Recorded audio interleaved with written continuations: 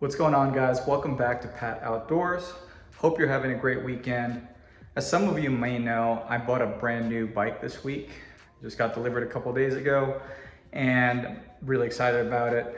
So today I actually want to just talk about why I decided to go with a 2022 Kawasaki KLX140RF as my first trail bike versus some other options. The RF model is actually what replaces Kawasaki's KLX140G. That's actually been out for a couple years. It's kind of a unique class of its own because it's not like a 125 or a 230. It's kind of in between. I wouldn't compare this to like a 150 two-stroke motocross bike. Those are a whole different class of bikes. But as far as four-stroke trail bikes, it is very unique because it's similarly sized to a 125, but it's got the full-size wheel set, the 21 front, 18 rear, like the 230s or the larger bikes, which is what makes it unique because it's got more power than your typical 125, but it's lighter than the 230s. So I'll explain more why this bike is so unique and why I went with it. One of the main features that I really love about this bike is the electric start. Since I'm newer to riding, this isn't my first motorcycle, but it's actually my first actual dirt bike with a clutch and whatnot. And some of my friends are inviting me to do some enduro style riding and some single track trails. And I've never had a bike that's able to do that. So I'm not sure if I'm gonna be stalling a lot and whatnot. I'm gonna be learning a lot from this bike. So I really needed that electric start instead of me stalling out on a climb and kickstarting and then stalling out again and kickstarting over and over again. I just don't want it to ruin my day. This thing's so easy to start. It's just clutch. Just make sure it's in neutral. Choke first.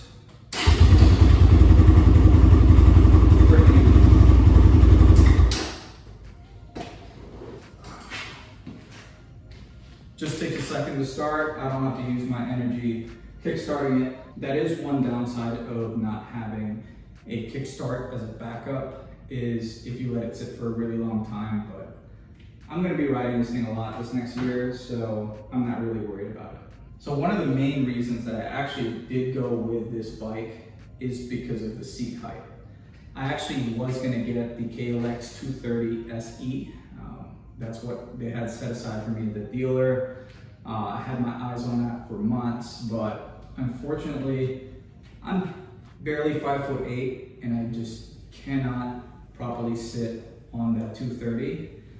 And I really wanted to ride it on the street and whatnot, but I kind of talked myself out of it because looking over the specs, the 230 SE, the ground clearance is just a little over 10 inches. And if I bought that bike and brought it home, I would have had to lower it at least an inch or so for me to be able to realistically handle it on some trails. And that brings the ground clearance down to like 9.6 inches, which defeats the purpose of me getting a trail bike in the first place. With the seat height being 33.9 inches, so you see, I'm almost tippy-toeing it still. This is the highest seat height 140 there is, but it's also the highest ground clearance. And that's actually the next reason why I went with the 140, is it's got a 12.4 inch ground clearance without me having to lower it. So that's significantly higher than what I would have ended up if I came home with that KLX 230.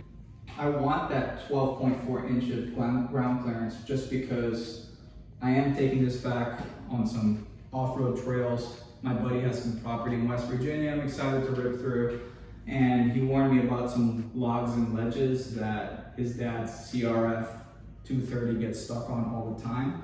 So this should not have that problem with this much clearance. Another good reason why I went with the 140 versus getting like a TTR 125L or a Honda CRF 125 big wheel is because it's got more power than those and it's similarly sized. This has a 144cc 4-stroke engine, which produces a lot more power and torque versus those 125s. And I just wanted a little bit more room to grow. I didn't want to buy a 125 and then get tired of it in just a few months of riding, just because I didn't have enough power to begin with. I think this will produce enough power to keep me happy for a while without me having to go to a 230 necessarily. Another reason why I went with the 140 is because of the weight. It's very easy for me to lug this thing down, move it, and still feel comfortable on it. I almost went with a 230, like the TTR, but it's just slightly higher than this and quite a bit heavier. The KLX 230 I simply just cannot sit on, and then the Hondas just feel too plush and the ground clearance is very little. So the weight, the ground clearance, and the seat height, really big reasons for me to go with the 140 RF. I also like the fact that this thing has a 1.5 gallon fuel tank capacity. The CRF 125 has like a gallon. Another great thing about the KLX is its simplicity. This thing is air cooled and it's carbureted, so it's got very little electronics on it. There's no radiator that can be hit with a rock on a trail and start leaking coolant. Knock on wood, but there's very little that can go wrong with this because there's not a lot of complicated parts on it. One of my favorite features on this bike is actually the fact that it has front and rear disc brakes. It's got Nissan dual piston front caliper, single piston caliper rear, Nissan master cylinder for the rear. If you look at the other bikes around this price range, like the Yamaha TTR 125 or the 230 or Honda CRF 125, those all have a drum brake for the rear. So this thing's got a little bit of extra stopping power.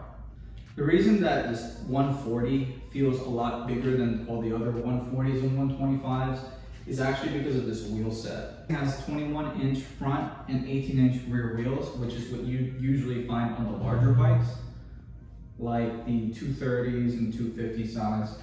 Most of the 140s, 125s actually have either a 14 or a 16-inch rear wheel or a 17 or a 19-inch wheel for the front. The wheel set is also wrapped in a set of IRC trail tires. So this is going to be a lot more capable than the tires that came on the dual sport models that I was looking at. And lastly, what makes the KLX 140RF really unique versus all the other 140s or the 125s is the fact that it's considered almost a full-size bike, but the frame itself is still based off of the regular 140, which is almost similar to a 125. So this smaller frame combined with the larger wheels, longer rear swing arm, adjustable rear suspension is what allows this thing to keep the overall weight to be on the lower side, have a higher ground clearance, but still have a manageable seat height for me. So this would be great for someone who's like 5'4" to 5'11". So this is perfect for me. These are all the reasons why I decided to go with this KLX RF model versus the other bikes around its class. So I can't wait to take this thing out. I'm just waiting on my hitch carrier for the Subaru so we can finally load this thing on the back and take it to a trail so I can finally take it out for that first rip. Also waiting on some parts for the Razor still, so hopefully the rotors come today or tomorrow so we can wrap this thing up. But this is gonna be it for today. If you found this video helpful in any way, do me a favor and hit that like button. And if you like this kind of content, want to keep up with the KLX or my other projects, consider subscribing to my channel. But this is going to be it for today. Thank you for watching.